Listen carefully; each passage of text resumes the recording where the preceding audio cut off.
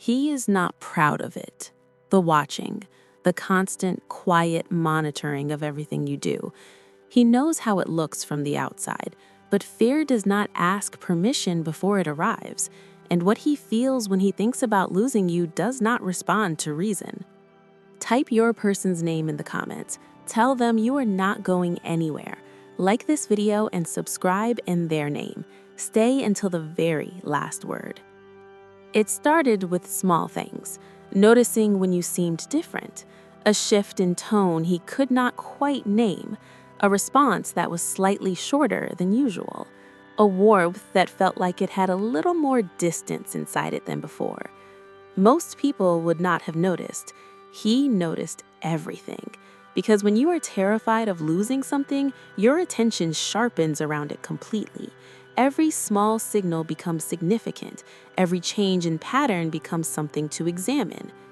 He knows this is not healthy, has told himself that clearly and honestly more than once, that watching someone this carefully comes from a place that needs addressing. But knowing something and being able to stop it are different things entirely. And the fear underneath the watching is too honest to simply decide away. The fear has a specific shape. It is not the general fear of loss that everyone carries somewhere.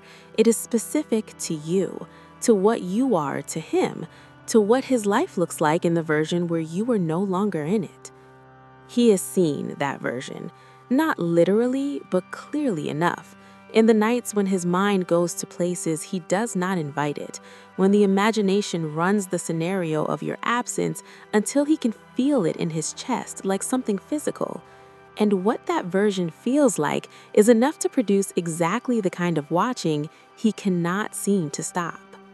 He watches because he loves you, not in the simple way that sentence usually means, in the deep, specific way of someone who has understood what you are to them and cannot unfeel that understanding. You are not someone in his life. You are the quality of it, the thing that makes ordinary days feel inhabited rather than just endured.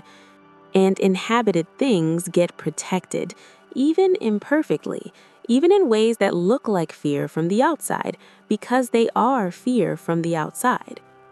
He sees you moving through your life, the way you carry yourself, the way people respond to you without you trying to make them respond, the way you exist in rooms with a presence that has nothing to do with effort. And he sees the people around you, people who get to be near what he is terrified of losing, who exist in your space without it costing them anything, who have access to something he would give everything to protect.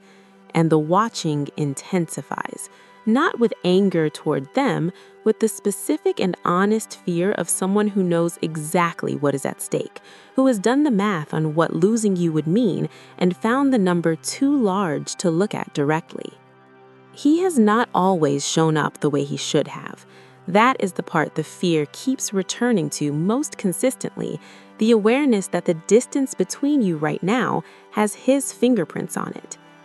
That the watching is partly a response to his own choices, to the moments he was not present enough, not consistent enough, not careful enough with something that deserved to be handled with both hands. The fear is honest about that, does not let him position himself as simply someone afraid of external circumstances, keeps pointing back at the internal ones, at the version of him that did not protect what he is now terrified of losing. He is watching because he is trying to understand where things stand, whether the distance is growing or stable, whether there is still something retrievable in the space between where you are and where he needs to be. But watching from a distance never actually tells you what you need to know. That is the limitation he keeps running into. Observation gives you information. It does not give you connection. And connection is the only thing that actually addresses what he is afraid of. He needs to stop watching and start showing up. That is the honest conclusion underneath all of this. Not monitoring from a safe distance, actually arriving fully, honestly, with the fear still present because the fear is not going anywhere, but choosing presence over protection, choosing the risk of being seen over the false safety of watching from somewhere he cannot be reached. He is terrified of losing you, and the answer to that terror is not more watching, it is the thing the watching has always been a substitute for.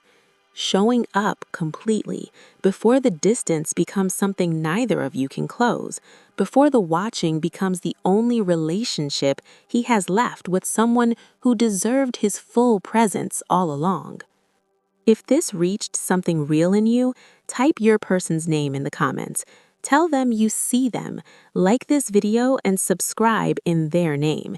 Stay until the very last word.